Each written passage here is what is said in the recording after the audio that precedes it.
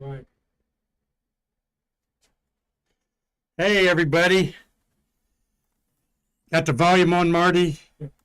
Welcome, everybody, as I'm giving the victory salute with a Shuttle Fest t-shirt to the final launch of Endeavour, beautiful orbital vehicle 105, on its 25th and last flight on this date in space history, May 16th. And that happened to be 2011, and today's 2025. And I'll bet some of my space worker friends like Marty Winkle can't believe it's been 14 years since you saw a shuttle leave a launch pad. How are you, Marty? Give me your thoughts on that USIAC family microphone. Okay, well, I'm doing good, first of all. And to me, it does not seem like 14 years. Time flies, I guess you could say.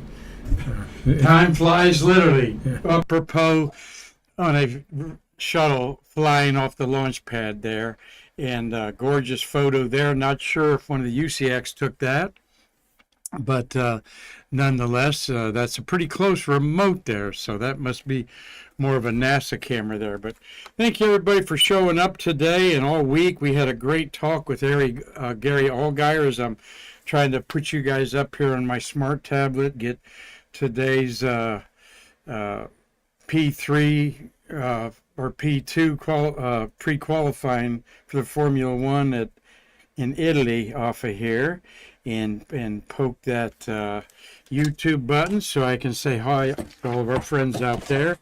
And let me do it like this. As usual, I'm last minute mark on a lot of stuff, but that's okay. Got a good birthday going on today, and let me push this up here. And Marty, where'd you watch the last launch? 135. Oh, I would have watched it by the VAB. It's probably in the LCC parking lot. Mm-hmm. Well, that was a moment in space history for sure. Dave Stenge's with us. We got Mark Thale. Happy Friday to you too. And Mitch is in Alabama. Next stop, Huntsville. So take a picture of beautiful Casper for me there. You told me you were going to see there. Casper, of course, the command module for Apollo 16. Looks beautiful, like a diamond gem in its glass case they have it at there. And hello, Elena, up there. So let's just kick off this Friday here. We're going to look at the past and the future of OV-105. A beautiful spaceship, 25 launches, and an important mission. Was going to be the last launch, STS-135, but though all the elements were together for Atlantis, and NASA basically said, "To heck with you, we're going to launch it," and they did, with a ton of supplies for the ISS and 4 astronauts. Happy birthday goes to 80th birthday to Brewster Shaw. Okay, Brewster Hopkinson Shaw Jr. was born May 16th, 1945 in Cass City, Michigan. He's a Michigander there, Dave Stenge and Larry Pusker. He's a one-time pilot and a two-time space shuttle commander, and I always think that's kind of rare because usually astronauts were twice a pilot before they become a commander. There he is with STS-28, that Jim Adamson, my good lunch buddy with the NASA group, was on that flight. There's Brewster. Probably about the time he said he had, when he was working for United Space Alliance, he was the he was the CEO of United Space Alliance. I think followed Mike McCulley in that role. Brewster's flights, STS-9, he was the pilot for the first Space Lab mission. He learned from a good commander there, John Young. And STS-28, he was pilot, a DoD mission. And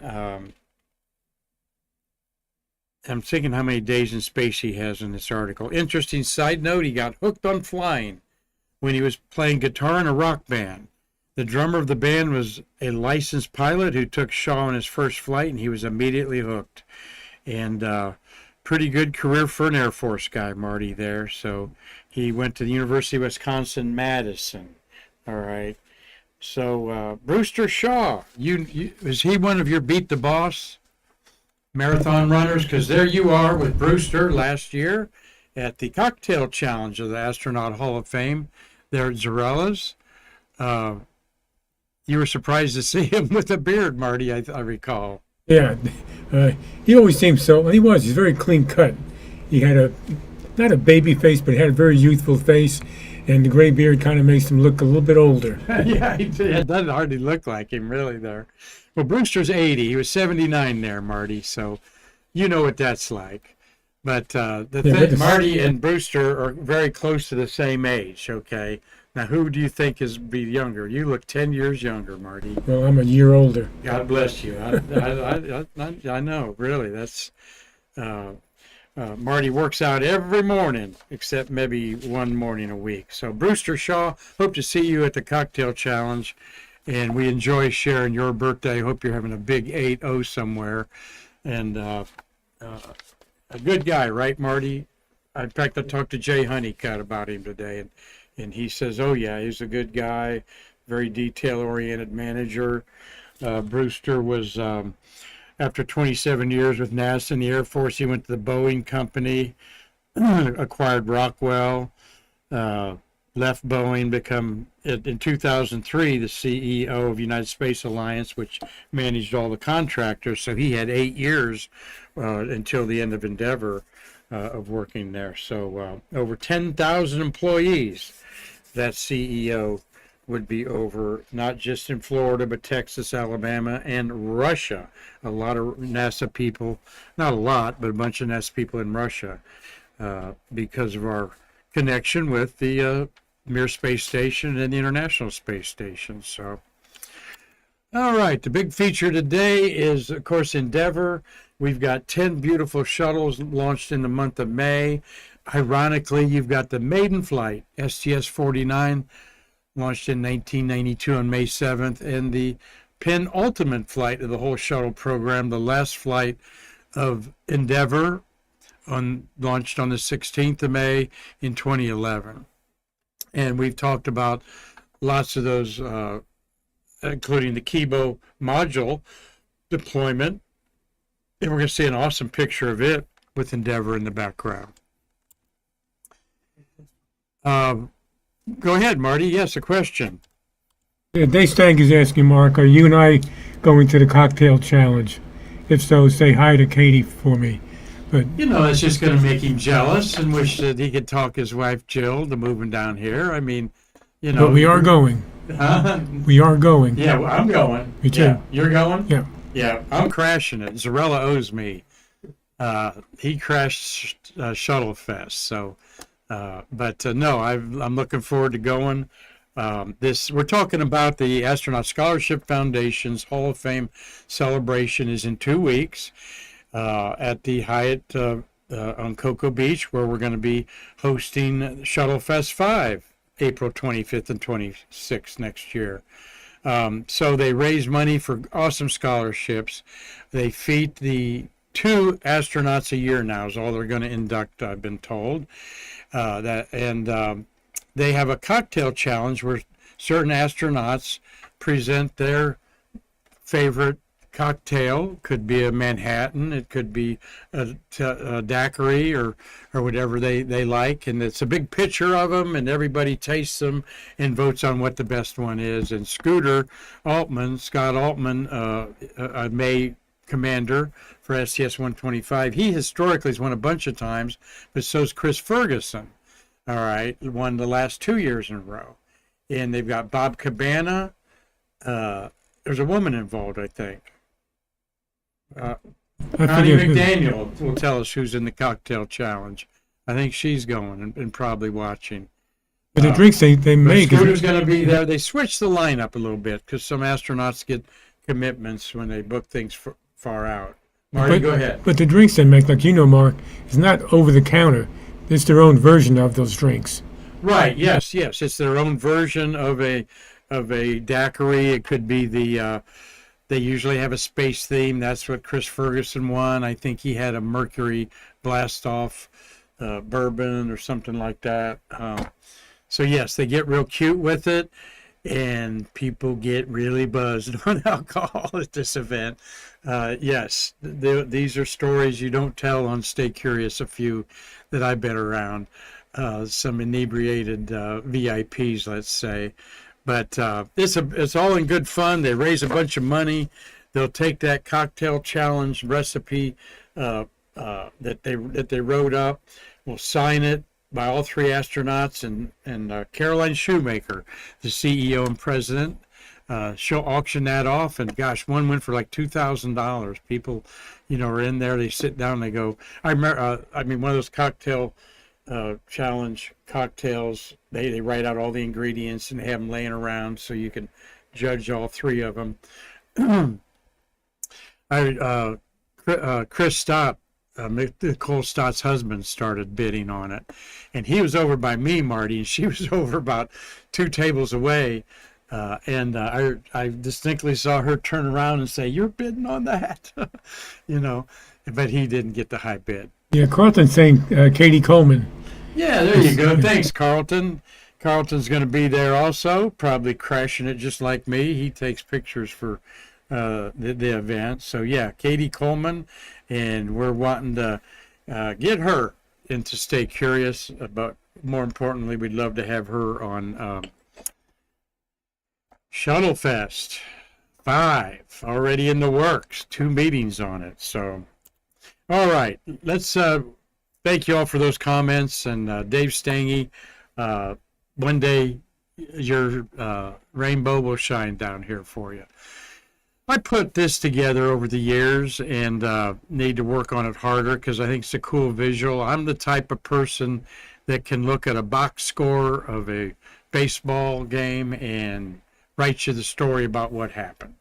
Okay, or I was pretty good at financial papers too. Looking at, now, I'm not a good accountant or treasurer by far, but I have a way of looking at things and putting them together. So on May 16th, on the bottom, on this date in space history, we have STS-49 was launched, okay, orbiting the Earth. And in 1992, and in 2011, okay, STS-134 is launched and orbiting, the purple bar up there, right? And in between them, you've got 4 other shuttle missions are orbiting the Earth between May 7th and, May 6th, when STS-49 was, and May 16th today, all right? Doesn't mean a hill of beans, just a lot of things to talk about with all the astronauts up in space at this same time. I think there's a 1, 2, 3, 4, 5 shuttles. So if there's 6 people on it, that's 30. So there's about 32 to 33 people on orbiting Earth on this 2 weeks of May that can say, I was up there. All right. So that includes the final Hubble, 125 there. 137 was 132 was Dexter was taken up there. The 6th Mir docking occurred this week in history. So think about that. Docked to the International Space Station, the Mir Space Station, checking out a new orbiter, and the final touch of the Hubble telescope by a human being, and a resupply mission, the ISS, all happening simultaneously right now in space history. Of course, STS-49, we've talked about the history behind that. It was the replacement of this image. The mission patch was created by by school children, one in Arkansas, one in Alabama, and that's why the colors are on the ship. This replaced Challenger. NASA okayed $2 billion to replace the orbiter Challenger, it flew. We had 4 orbiters going until we lost Columbia. The sailing ships, by the way, those of you that wonder about that, this was the Endeavour of OUR of Captain Cook. of English fame, discovered all kinds of things, including Tahiti and places like that. You've got, and the only three-person EVA, there's the launch of Endeavour, beautiful lighting on the Endeavour, there's no flames going on there. Blast off on its maiden flight, and then we get to today's flight in space history 14 years ago. All right, so let's get to some facts about that. Many of you wonder what AMS stands for. I think we've done this before, but it's appropriate. I have actually left my book over on my desk, Marty, but I'm not gonna. Yeah, go over there and get that for me, if you would, please, sir. My mission patch book, launched at 8:56 a.m. May 16th, 2011. STS-134 was the penultimate, next to last. Thank you, sir. Mission of NASA Space Shuttle program, the 25th and last space flight of Endeavour with an O-U-R. That's why the English version of it there.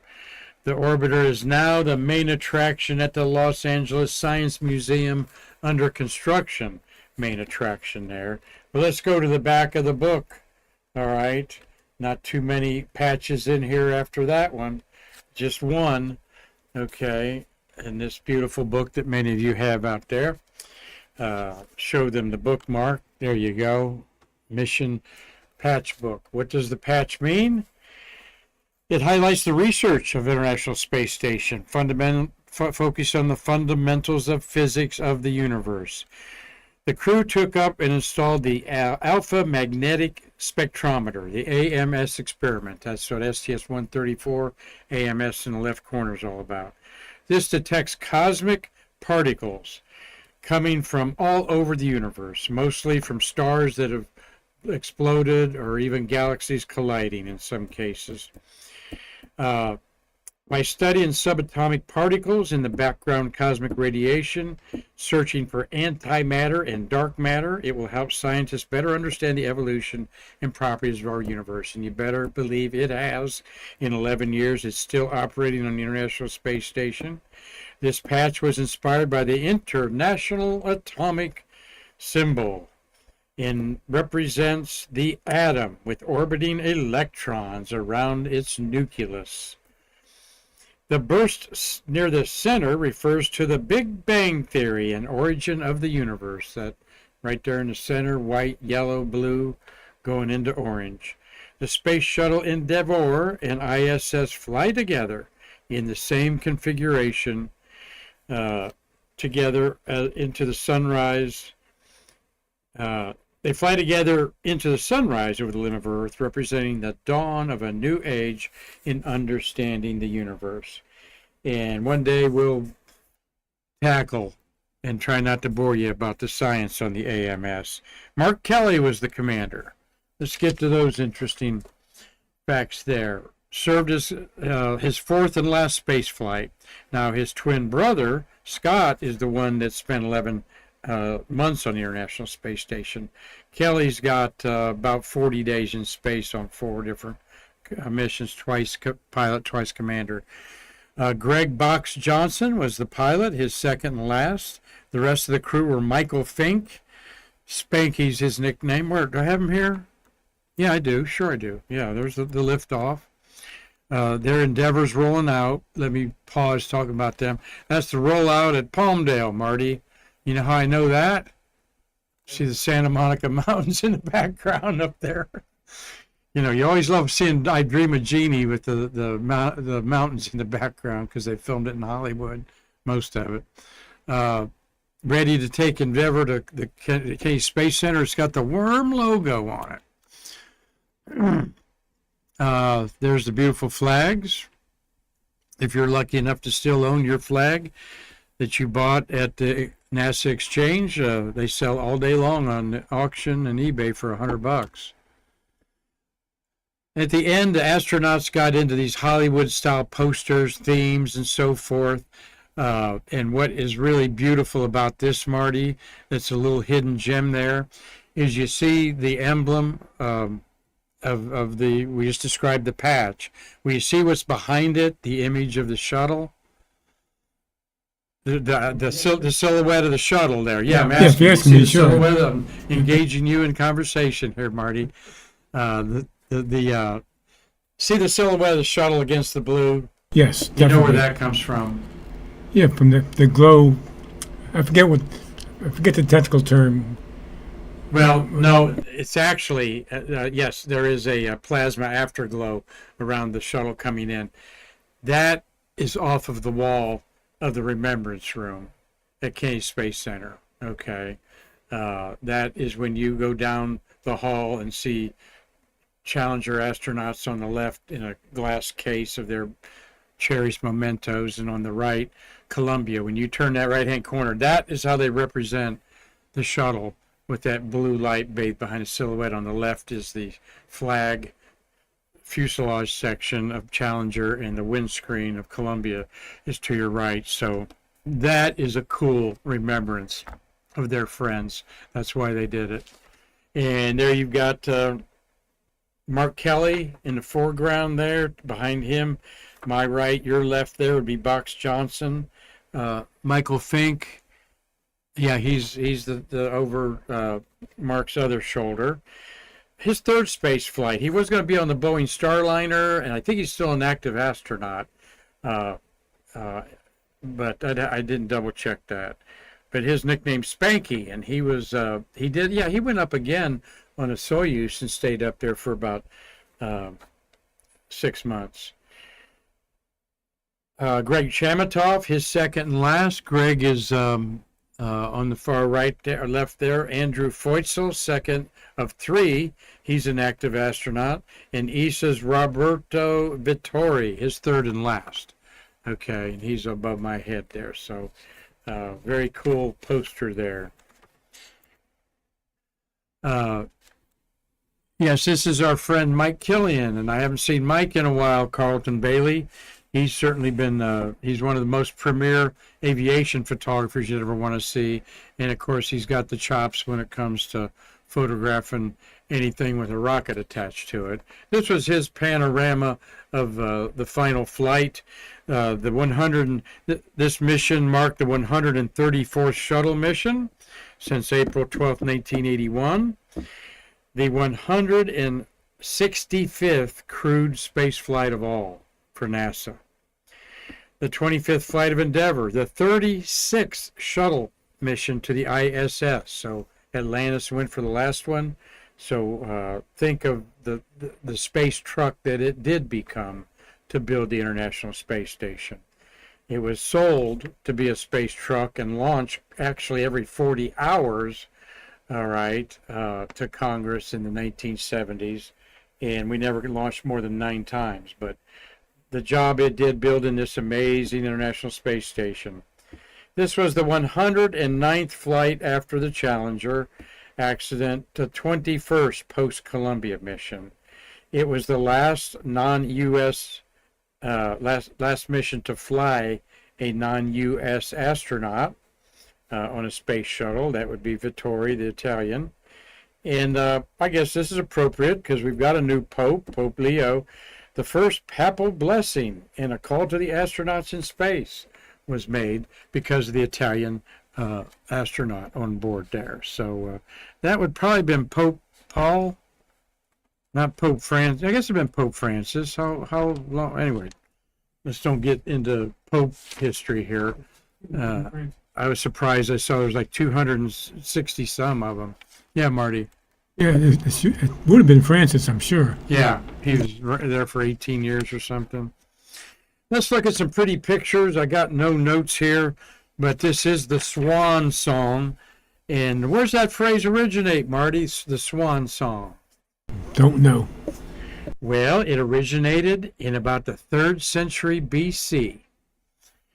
And just about your time, Marty, there, back in the 3rd century BC, an ancient belief that swans sing a beautiful song before they die. Okay. And I couldn't substantiate that, but you've heard many times this is his swan song, or this is my final swan song, my stage appearance, or So that's where that comes from. One of my favorite shuttle pictures of all time. Look at that. Hey, Tom Celentano says it's Benedict, Pope Benedict. Okay. All right, Tom. I'll take you up for that. Pope Benedict. Thank you. And RG Jubilee there says yes. It looks like a big atom. That on there. And hello, Jackie, the better half of Chris Callie there. And Chris Callie, we'll talk, end the show a little bit with, I threw you a curveball, Chris. We're going to talk about what we talked about another time there. But I'm going to put some stuff on Facebook. You'll see what I'm talking about, folks. Anyway, thank you, Tommy Usiak. We are going to have a good weekend. We got boat races at Cocoa Beach if you want. Those cigarette-shaped boats. And it's Formula One in Italy. And it's going to be 95 degrees here. Unbelievable. But what a great picture. Dock to the International Space Station. The robotic arms are out there on the ISS. And you know, I'd like to see the picture of somebody waving at you inside there. Maybe Brewster Shaw.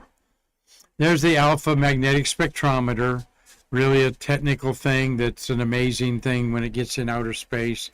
The science harvested off that is just incredible, and it weighed a lot. It was pretty heavy to take up there. And another, you know, top 10 picture of the shuttle era.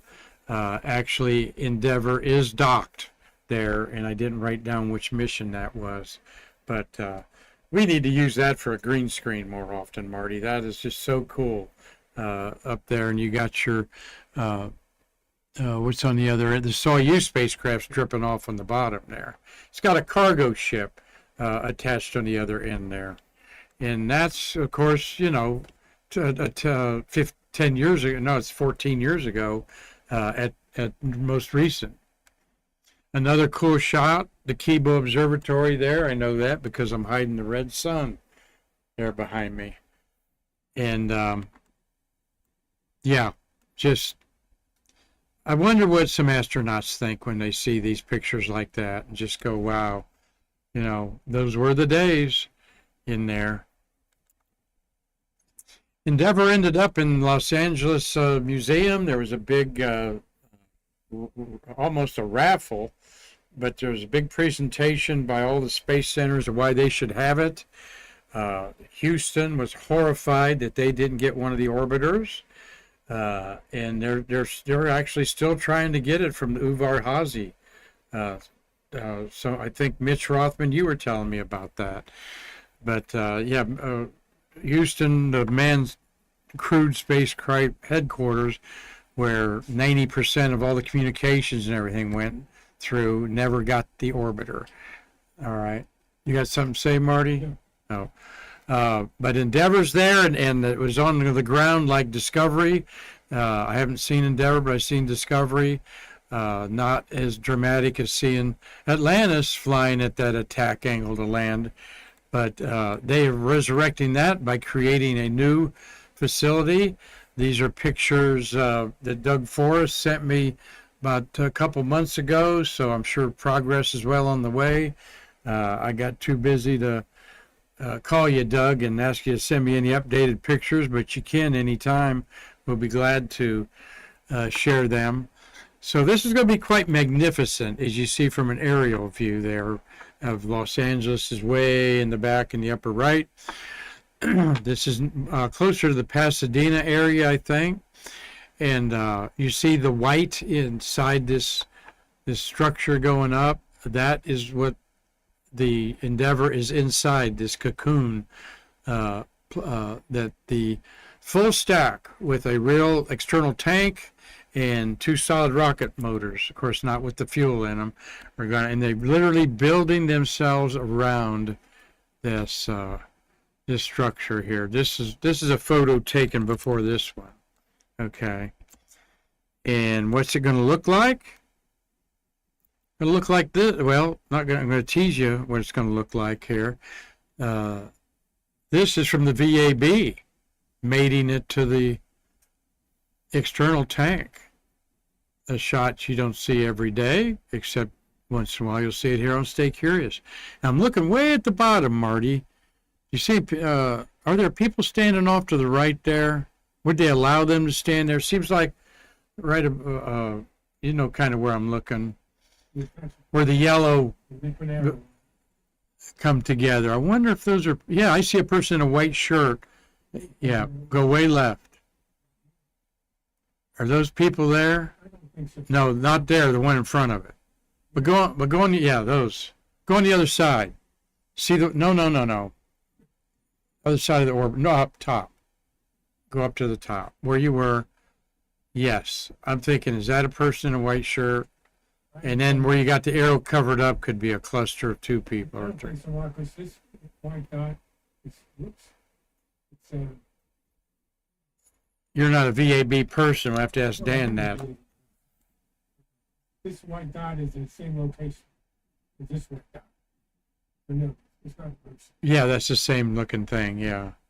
Well, at any rate, wow, you know, 100 tons held up there, being mated to that, just incredible. So this is what the artist's conception of it is going to be in California at the Science Center. On the left is, you can walk around it to a certain extent, it looks like. And on the left is elevators that take you up to certain levels. There you see an observation deck looking, and one overhead. And that's probably one of those things that's all glass, you know, and you look down at your feet. And no, I ain't getting on that. But those are quite fascinating. Looks like way at the top. But this is what it's going to look like, where you can get up, walk up to the whole stack, which I've often envisioned the shuttle attached to the ET and SRB that are out there in front of Atlantis building, Marty, at Kennedy Space Center. And I kind of thought, I wish they would put one in there, you know. But they have the same size ET and external tanks out there. So that's what it's going to look like. Give you some love there. Doug Forrest, here's one of his pieces of work. A pencil, basically pencil drawing of Endeavour, and signed by Marty. You got all those signatures, Marty, I think, for him. Or you buy that and that's yours, right? Yes, that's mine. So you got the whole border covered yet? The whole top and part of the right-hand side, a little bit on the left-hand side. Yeah. I probably have room for another 20 or so astronauts. But Doug Forrest, you do good stuff. That looks like a almost like, you know, a photograph there. So good afternoon, Gary Gerald. Good to see you. And that's our history of Endeavour. Sad but true. 25 missions. Let me see the tail of the tape here on the shuttle scroll. 207 tickets punched on it. All right. 207 crew people. Of course, there's repeat people on that. No, I take that back. I'm looking at Atlantis. 173. 173 tickets punched on Endeavour. It traveled 123 million miles. 4,671 orbits of the Earth, and 299 days in space at 25 flights. Atlantis had 33. Of course, 10 for Challenger and 28 for Columbia. And the leader, 39, is Discovery up there. So now you know it. So thank you all for letting us share that, you know, add Astra to this beautiful spaceship. And I can't wait to go out and have a reason to go out and camp out on Doug and his wife Yoshiko's couch and go see Endeavour with my own eyes one day. So, well, I thought I'd take you all out with the, let's see, Carlton's got a parting shot. Oh, he said he was there and not many people were there for the overnight lift on there. But c'est la vie, and goodbye to Endeavour. So, all right, going to send you out this weekend in May, one of my favorite months of May. We got Indy 500 qualifying, another passion of mine because Grandpa Marquette was in the first 2 Indy 500s. I'll show you a picture of him in a couple weeks. But Stargazer Mark wants you to know, Marty, that the moon is 18 days old. So is it going to be a good stargazing night tonight till I want to go to bed with the moon 18 days old? I would think no. Well, sort of. Not too bad because the moon rises at 11:12 p.m. So the moon won't be up, and so until 10 o'clock, it gets dark now, basically about 9, a little before 9. So I got a good hour before the moon comes up and washes out all of those galaxies in Leo and Leo and Virgo. But yes, you're right. It's not optimum. When the moon is more last quarter, 21 days old, it's better stargazing. But it'll look sort of like this, okay, and be a beautiful sight coming up about 11:10, 11:15, wherever you are. Excuse me, I got the hiccups. Let me get some water here. Hope it's mine. Get you a star map on skymaps.com. Order you one from your favorite vendor. Here's my handy one here that simply to use. You just put this on the date on the outside and time, okay, and it shows you what is visible, and you keep moving it as of course as the earth turns, the sky is going to turn, okay, and so you could see it. This is a map for about 9 o'clock tonight in May, and the blue is the Milky Way that is all around our horizon right now. That's why we look out where we're looking here at Virgo and Leo the Lion up here. We're looking away from our own galaxy, and we see dozens and dozens of other galaxies. So this will be rising, the blue, in June. It'll be up higher. July, it'll go straight across. Milky Way time, though, is really one of the best times is October. Milky Way is very visible until about October, even early November. So this map is skymaps.com. Tells you things that are going to happen when the certain planets are going to be near certain stars. And we've got a scenario happening right now, right after sunset, which I forgot to look up, but I think it's around 8:20. But this is taken about 9 o'clock at night, looking west. You're going to see a bunch of stars lined up, 4 in fact.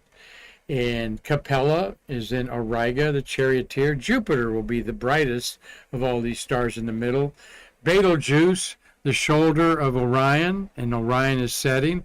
And Sirius, the brightest star in the sky, though Jupiter will be brighter, as Venus is always brighter than Sirius, the brightest star in the sky. Those two planets are always bright. And then you got Procyon, and Betelgeuse and Sirius make what's called the winter triangle. And up above is Pollux, and to the right of it is Castor of the constellation Gemini, the twins. And those stars are between Jupiter and Pollux there. But if you just go up above the horizon a little bit to Pollux, and you see the two stars in the middle, that's Castor and Pollux. Mars is reddish and way up above. So you could take Sirius and Procyon, and they point to Mars. Mars was close to the two middle stars of Gemini. They're actually the heads of Castor and Pollux. About 2 months ago, people were asking me, well, those 3 stars lined up, is that Orion's belt? I said, no, that's 2 stars of Gemini and Mars. Yeah, one is red. Well, Mars is now over 100 million miles away from Earth. It was 50 million miles away last February, so it's about 12 times dimmer than it was, because it was almost as bright as Capella and Sirius at one point in February. So fun to look at. Get you a star chart. You can harvest one maybe in an encyclopedia you have around there to figure that out.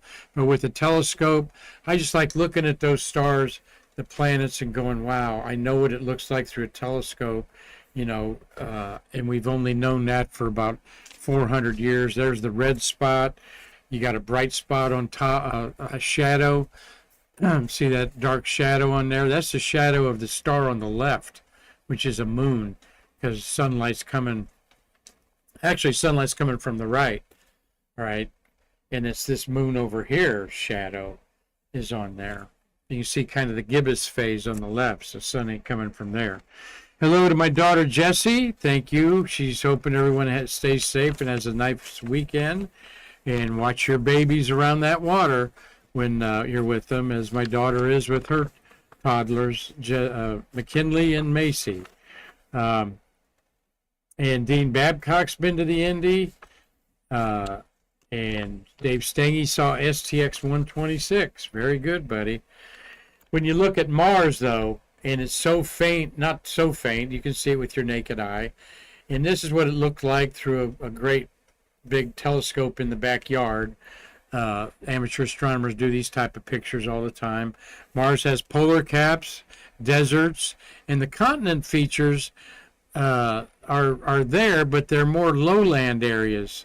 And some are it's a change in the contrast of the rocks and stuff there on there. And actually see on the left and right the clouds, one's for sunrise and one's for sunset, clouds that are dissipating there. So hope that you all get out and get you a little starshine, and after about 11:30 you'll be getting some moonshine, as the moon's going to be getting higher up. And maybe Dave Stange's thinking, well, Mark, you said it was going to rise at 11:12 tonight. How about Saturday night? Well, that'll be about midnight, because it rises about 50 minutes later every day, as it is orbiting the Earth at 2,100 miles an hour. And the Earth is moving east at 1,100 miles an hour. So it's going 1,000 miles an hour faster than us and laps us every 28 days around the Earth on there. So I know Chris Callie was wanting to know that. Michael Bruno, Tom Usiak, Gary Gerald, Connie McDaniel, Doug Forrest, Tom Celentano, Carlton Bailey, Steve Jokums, Elena Adhera, Mitch Rothman, Mark Thiel, Dave Stange, and R.G. Jubilee. Thanks for your comments. Got to go out with one other thing. In space history on this date, 1963, this man, Gordon Cooper, splashed down just 4.5 miles away from the USS Kearsarge after spending 33 hours, the longest single person mission by any American astronaut on Mercury Atlas 9. Gordo was my favorite astronaut of my astronaut heroes, and he was the commander of Gemini 5, an 8-day mission, and then he was an Apollo backup and fell out of favor, quite frankly, for his lackadaisical attitude he was criticized for. Nonetheless, a brave and one of our first astronauts. Look at somebody's arm over there holding him up on the other side. He's got both. There's someone on the other side too holding him up after that mission. Hot, sweaty, all the components of the Mercury spacecraft were breaking down as they expected to. But this launch of the Atlas V rocket made an impression on a young artist who was one of the first 8 artists to be allowed at Kennedy Space Center complex of anywhere to sketch, watercolor, pencil, whatever they wanted to do. Only photographers and movie camera people were allowed. And this launch of this mighty, at the time, Atlas rocket impressed a young Paul Callie to create this masterpiece that he called Power. And of course, the son of our good friend Chris Callie, and passed away some 13, 14 years ago. To me, this Mr. Paul Callie had an eye that was very unparalleled of all the people out at NASA, artists, and even anyone I've ever seen, because normally you would think about putting the whole spacecraft in there, all right, and yet Mr. Paul Callie had this vision, I'm sure, of power and what it took to get a human off the face of the earth and put him into space.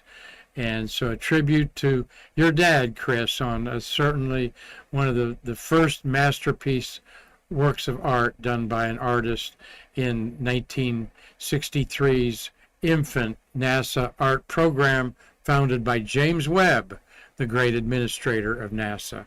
And that's why we put A in STEAM for science, technology, engineering, arts, and math, because Marty, I feel the fire. I feel the power here, don't you? So, Yep, I do. thank you all for watching today, and I hope that you've enjoyed this segment. And let me just turn around again, Marty, as I'll say, showing off our Shuttle Fest here, as I'll say thank you all, and we'll see you again to bridge the space between us. Go Shuttle.